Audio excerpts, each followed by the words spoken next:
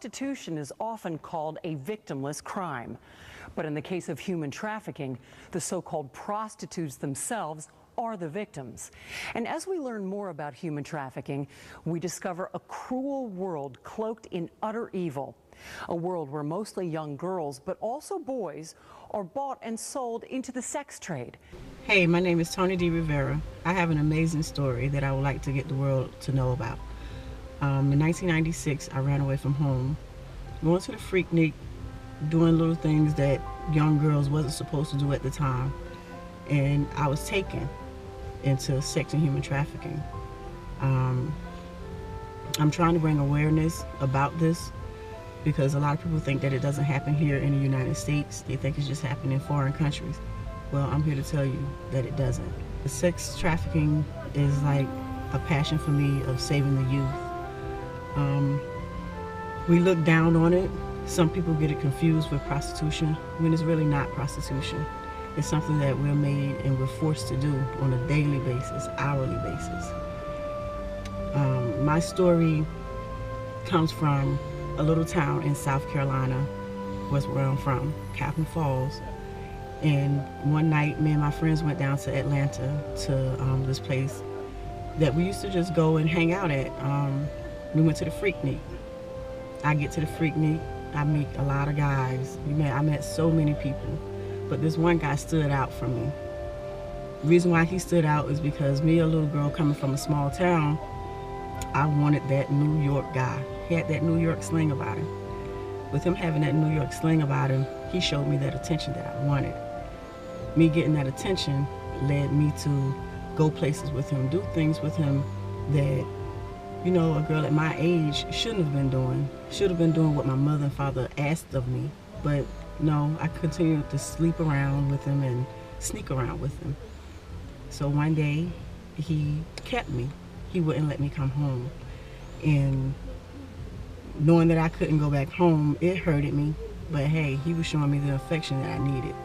So at this point in time, I'm like, all right, he gives me everything. He gives me everything I want. He gives me attention. He buys me clothes. He gives me the material stuff that I need, money.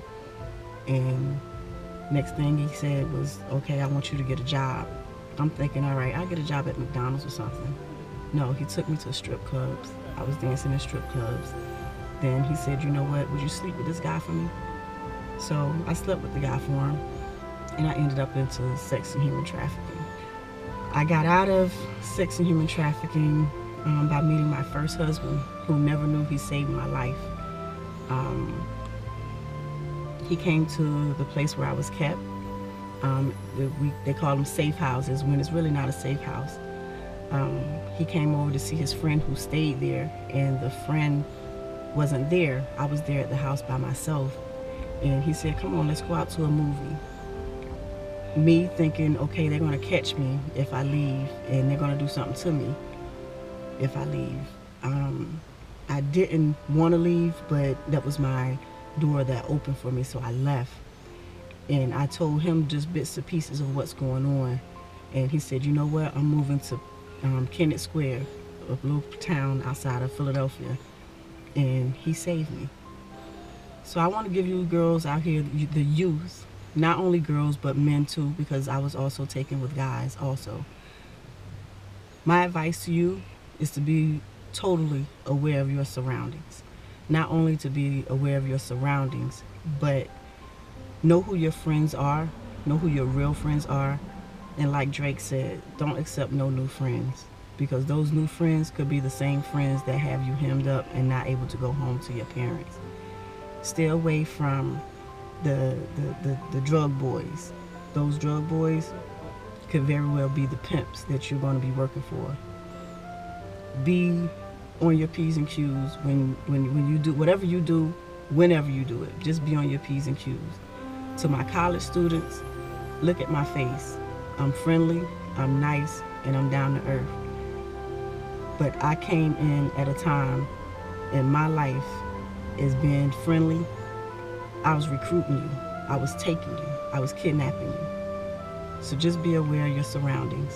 And if you're into something that you know you can't get out of, the best thing that I could tell you is find the police.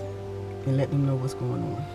I got so deep into the game and so wrapped up into sex trafficking, dealing with the people that I hated the most, I became one of them. A wolf, a recruiter, a kidnapper. And trust me, this wolf has a pretty face, and this wolf can take you. I want to also not only speak to you young female, the youth, I want to speak about the boys, the guys. You can get taken too. I have actually befriended a guy. He really liked me, and I brought him into the game, and he was nothing gay. He was nothing of a homosexual. You get so wrapped up into it, thinking that these guys are your friends, these guys are your homies. You don't want that label of being gay, so you don't tell anyone what happened, what's going on. But once he got involved with me, my pimp took him and made him into what you guys call a prostitute, which he was not. He was brought into the sex slave game. My name is Tony D. Rivera, and this is my story, so I suggest you listen. There's more to come. Tony D. Rivera is now an author and activist who raises awareness for domestic sex trafficking and sexually exploited children.